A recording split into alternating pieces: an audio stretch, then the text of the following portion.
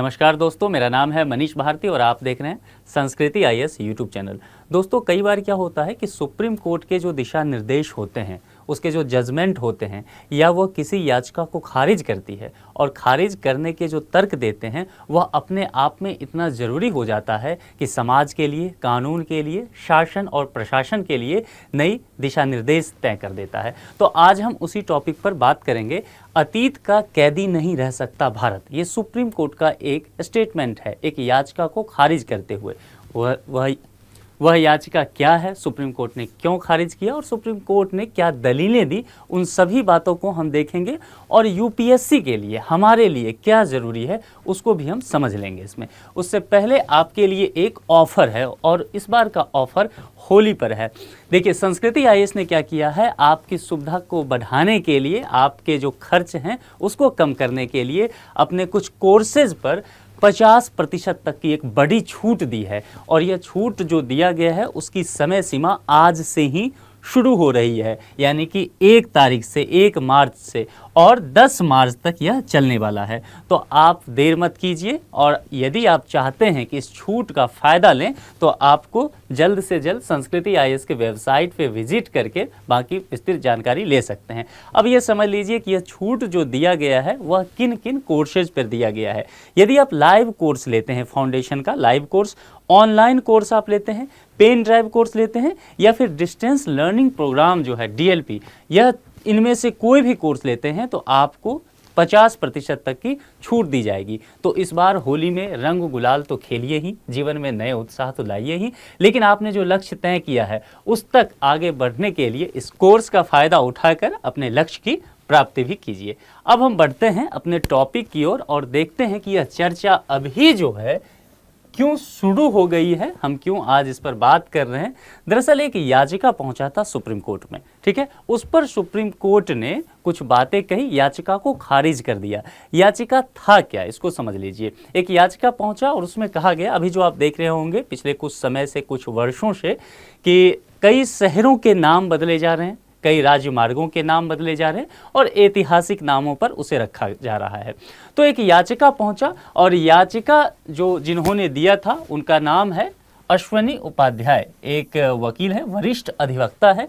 इनका ये कहना था, सुप्रीम कोर्ट में दलील दिया इन्होंने कि आप एक काम कीजिए, सुप्रीम कोर्ट को ये कह रहे हैं कि आप गृह मंत्रालय को आदेश दीजिए, गृह मंत्रालय को आदेश देते हुए कहिए कि एक रीनेमिंग कमीशन बना दे। और रीनेमिंग कमीशन क्यों बनाए, उसका काम क्या हो, तो जैसा कि नाम से ही आप जान रहे हैं कि वह नाम बदल करके, जैसे जो इतिहास में आप देखेंगे तो कई आक्रमणकारी जो हमारे देश पे बार बार आक्रमण किए और क्षति की हमारी सभ्यता की, संस्कृति की, तो ये कह रहे हैं कि उन आक्रमणकारियों के नाम पे जिन शहरों का नाम रखा गया है, जो ऐतिहासिक जगह का नाम रखा गया है, सड़कों का नाम रखा गया है, उसको बदल करके और पुराने जो हमारे रामायण काल के या महाभारत काल के जो ऐतिहासिक नाम थे उनको कर दिया जाए। यह पूरा याचिका था और इसमें बहुत सारे और भी दलील उन्होंने दिया, उसे भी हम देख लेंगे। सुप्रीम कोर्ट इस याचिका को नहीं एक्सेप्ट करती है, खारिज करते हुए कुछ बातें कहती है। देखिए अब सुप्रीम कोर्ट क्या कह रही है और इससे फिर सुप्रीम कोर्ट की जो दलीलें हैं,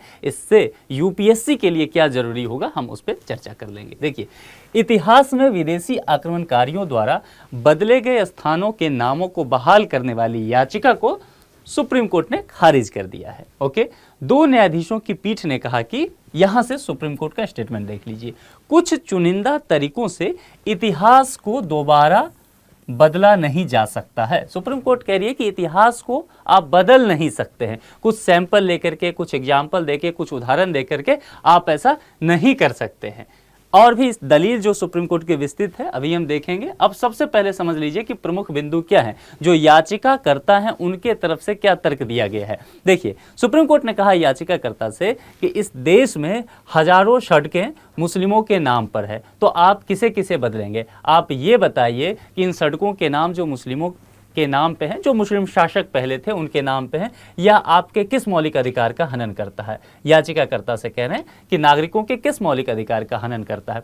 याचिकाकर्ता ने कहा कि देखिए सर, ऐसा है कि यह हमारे आर्टिकल 21 जो हमारा फंडामेंटल राइट्स है कि हम अपनी संस्कृति को, अपने धार्मिक रीति रिवाज को, सभ्यता को और इतिहास को जाने, ये जो हमारा अधिकार है, ऐसा नहीं हो रहा है। क्योंकि हम ऐसा देखते हैं कि पुराने समय में जो महाभारत काल में या रामायण काल में जिन शहरों के नाम थे वो सब अब बदल गया है। दिल्ली का भी उन्होंने उदाहरण दिया कि कई सड़क ऐसे हैं, शहर ऐसे हैं जो मुगल कालीन समय था या मुस्लिम आक्रमणकारी थे उनके नाम पे हो गए हैं। तो हमारे आने वाली पीढ़ी जो होगी हमारी सभ्यता संस्कृति से को जानने से वंचित रह जाएगी। ये सब बातें उन्होंने कहा। अब देखिए, इन्होंने कहा कि अपने याचिका में कुछ और बातें कि अश्विनी उपाध्याय, जो इनका नाम ध्यान रखना है कि हिंदू धर्म की उदार प्रकृति की वजह से अफगानिस्तान और पाकिस्तान जैसे देशों में इसकी संख्या में कमी हो गई है। एक तर्क दे रहे हैं अपने पड़ोसी देशों के बारे में कि हिंदू धर्म जो है एक उदार धर्म है, उदार प्रकृति की है, वसुधैव कुटुंबकम की परंपरा पे चलती है और इसका फायदा नहीं हुआ है। ये कह रहे हैं कि इसका नुकसान हुआ है, क्योंकि जब भारत और पाकिस्तान का बंटवारा हुआ तो बहुत बड़ी आबादी उस वक्त पाकिस्तान में हिंदुओं की थी, लेकिन बाद में उनका धर्म परिवर्तन कराया गया या उन पर तरह तरह की प्रताड़नाएं की गई, जिस वजह से क्या हुआ कि वहाँ हिंदुओं की संख्या कम होती चली गई। और ऐसा ही कुछ अफगानिस्तान में भी हुआ, ऐसा ये कह रहे हैं। फिर ये भारत का भी तर्क दे रहे हैं और भारत के कुछ राज्यों के बारे में कह रहे हैं कि भारत के तकरीबन 7 राज्य जो हैं वहां अब हिंदू अल्पसंख्यक हो गए हैं। याचिकाकर्ता कह रहे हैं कि इतिहास की शुरुआत गजनी या गौरी से क्यों होनी चाहिए। इनका एक प्रश्न है सुप्रीम कोर्ट से कि जब भी हम इतिहास पढ़ते हैं तो हम मुगल कालीन इतिहास को पढ़ते हैं तो ये गजनी या गौरी सबसे ही क्यों शुरू हो। हमारा इतिहास जो है बहुत पुराना है, हमारी जो संस्कृति है, सभ्यता है, वो बहुत गौरवान्वित करने वाली है, तो फिर हम वहाँ क्यों नहीं जाते हैं, हमारे बच्चे उन इतिहास को क्यों नहीं पढ़ते हैं। तो यह एक प्रश्न है। और इन्होंने तर्क दिया कि कई जगहों का नाम विदेश से आए, जो भी विदेश से आक्रमणकारी थे, लुटेरों के नाम पे रख दिया गया है और बताया कि दिल्ली में इब्राहिम लोधी, गजनी के महमूद जैसे आक्रमणकारियों के नाम पे स्थान थे। लेकिन पांडवों, आप पांडवों के जानते हैं कि पांडव जो थे इनकी राजधानी इंद्रप्रस्थ थी। इंद्रप्रस्थ जिसको आज आप दिल्ली कहते हैं, हम जहां भी रहते हैं, तो पांडवों के नाम पर कोई स्थान नहीं है, जबकि एक समय इनकी राजधानी यहाँ पर इंद्रप्रस्थ में हुआ करती थी, दिल्ली में हुआ करती थी। अब ये तो हो गया मामला। सुप्रीम कोर्ट ने फिर क्या इस पे तर्क दिया, इसको सुनते हुए, जैसा कि मैंने पहले ही कहा कि सुप्रीम कोर्ट इस याचिका को खारिज कर चुकी है, तो ये चीज़ तो आप समझ गए होंगे। अब सुप्रीम कोर्ट तर्क क्या देती है, अब यही हमारे लिए इम्पोर्टेंट है, क्योंकि सुप्रीम कोर्ट अपना तर्क देते हुए बहुत सारे पहलुओं को छूती है और सुप्रीम कोर्ट ने बहुत सारे पहलुओं को छूते हुए संविधान के उद्देशिका की बात की है, संविधान के फंडामेंटल राइट्स की बात की है, आर्टिकल 14 की बात की है, आर्टिकल 21 की बात की है, संविधान के मूल ढांचे की बात की है।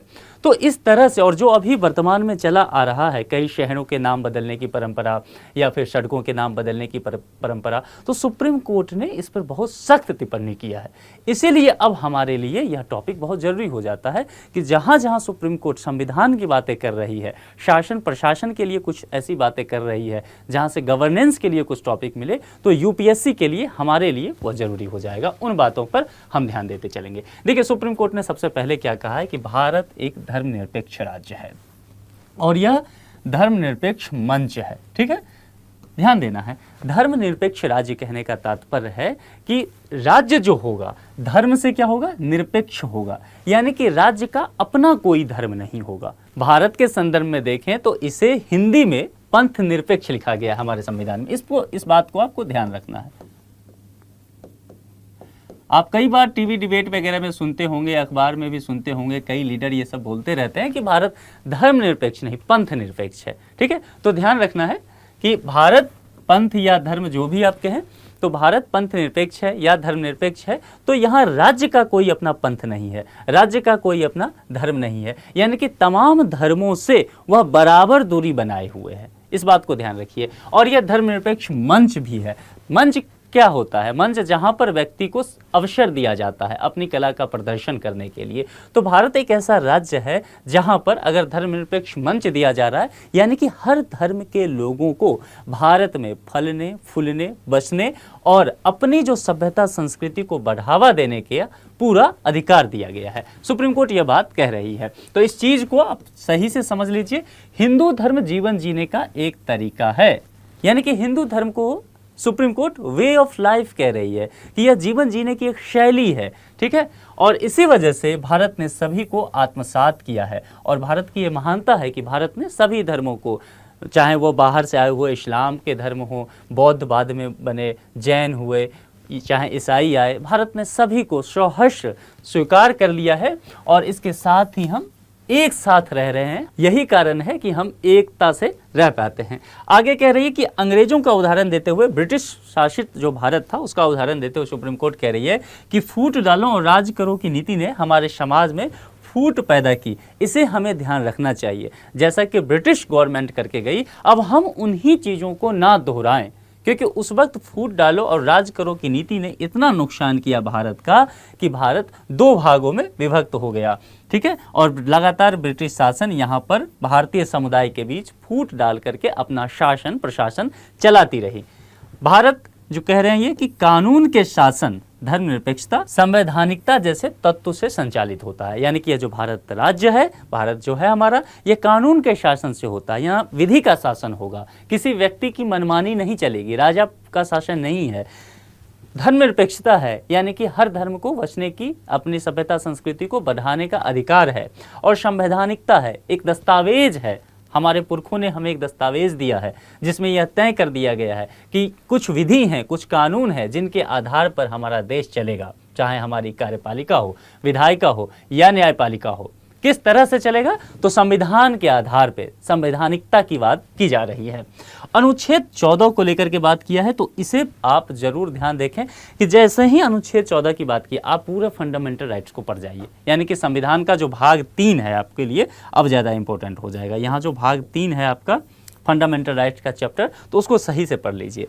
अनुच्छेद 14 की बात करते हुए सुप्रीम कोर्ट कहती है कि राज्य के कार्यों में समानता, ध्यान देना है, किसके कार्यों में? राज्य के कार्यों में, जो स्टेट होगा, देश होगा, तो राज्य के कार्यों में समानता और निष्पक्षता दोनों की गारंटी देता है। कौन देता है? अनुच्छेद 14। यह कहता है कि विधि के समक्ष जो है जितने भी व्यक्ति हैं उनके साथ समानता का व्यवहार करेगी।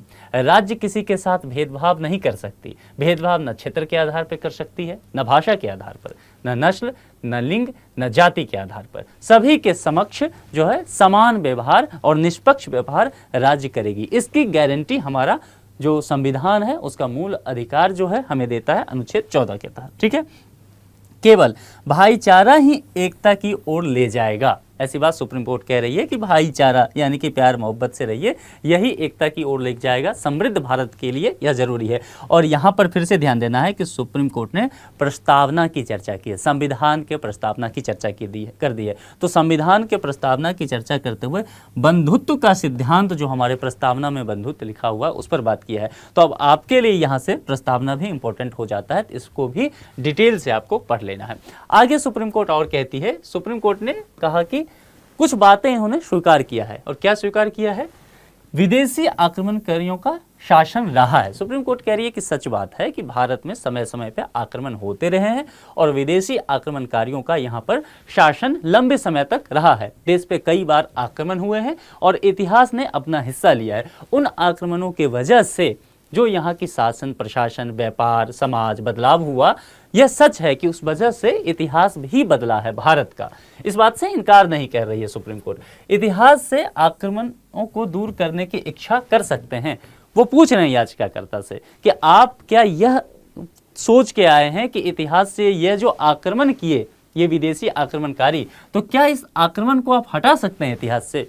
यानी कि किसी घटना को पीछे जाके आप बदल सकते हैं, उसे शून्य कर सकते हैं? क्या यह क्षमता किसी व्यक्ति में है? नहीं है। काल को बदल नहीं सकते। तो सुप्रीम कोर्ट यही कह रही है, आप क्या हासिल करने की कोशिश कर रहे हैं? याचिकाकर्ता से कर रही है, देश में अन्य समस्याएं नहीं हैं क्या? कह रही है कि देश में और भी अन्य समस्याएं हैं, बेरोजगारी की हैं, भुखमरी की हैं, लोगों को समाज में एक अच्छा जीवन शैली मिले, युवाओं के तरह तरह की बातें हैं, महिलाओं के सुरक्षा और सम्मान की बातें हैं, तो बहुत तरह की समस्या की बातें हैं। तो फिर उन सब बातों को छोड़ के आप कहाँ पड़े हुए हैं? न्यायालय का समय भी बर्बाद हो रहा है, आपका भी वक्त बर्बाद हो रहा है, केसेस की जो संख्या है वो बढ़ती चली जा रही है। तो ये सब तर्क सुप्रीम कोर्ट जो है दे रही है। सुप्रीम कोर्ट ने और कुछ बातें कही है कि इस तरह की याचिकाओं से समाज को ना तोड़ें और कृपया देश को ध्यान में रखें, किसी धर्म विशेष को नहीं। वह कह रही है कि किसी धर्म विशेष को टारगेट करना एक अच्छी नागरिक की पहचान नहीं है। तो आप धर्म विशेष को टारगेट ना करते हुए पूरे देश को देखें, पूरे भारत को देखें कि भारत के हित में क्या है। जो पूरे भारत के हित में है वही किसी व्यक्ति के हित में हो सकता है। तो ऐसा हम कोई भी कृत्य ना करें, कोई भी भारतीय नागरिक किसी भी याचिका या किसी भी तरह से कि भारत कमज़ोर हो जाए, हमारा समाज जो है उसमें वैमनस्यता आ जाए, वह कमज़ोर हो जाए, ऐसी बातें सुप्रीम कोर्ट कह रही है। और सुप्रीम कोर्ट ने कहा कि कार्रवाई ऐसी होनी चाहिए जो समाज के सभी वर्गों को एक साथ जोड़े। हमारा काम ऐसा हो, हमारे जो शासन प्रशासन है उसका नीति ऐसा हो कि समाज के सभी वर्गों को जोड़ा जाए। जैसे हमारे प्राइम मिनिस्टर कहते रहते हैं, सबका साथ, सबका विकास, सबका विश्वास। तो सुप्रीम कोर्ट वही बात कह रही है कि समाज के सभी वर्गों को एक साथ लाया जाए, ऐसा काम हम करें। और तत्व मीमांसा का उदाहरण देते हुए सुप्रीम कोर्ट कह रही है कि हिंदू धर्म सबसे बड़ा धर्म है। देखिए, सुप्रीम कोर्ट जो है कई बातें कानूनी करती है और कई बातें अपनी दलील देते हुए फिलॉसफी तक पहुंचती है। अगर आप किसी भी केस में सुप्रीम कोर्ट का पूरा जजमेंट पढ़ेंगे, जो कि उसके वेबसाइट पे मिल जाएगा, तो आप पाएंगे कि काफ़ी भारी भरकम, कई बार 2-2, 300 पेज का उनका पूरा एक जजमेंट होता है। तो उसको जब आप डिटेल से पढ़ेंगे तो आप पाएंगे सुप्रीम कोर्ट कई बार बहुत फिलोसफिकल बातें करती है, जो बहुत अच्छा भी रहता है समाज के लिए, कई बार समझने के लिए, कानून के जो छात्र होते हैं उनके लिए। तो सुप्रीम कोर्ट यहाँ तत्व मीमांसा का उदाहरण देते हुए कह रही है कि हिंदू धर्म जो है अपने आप में एक बड़ा धर्म है, महान धर्म है, पुराना धर्म है।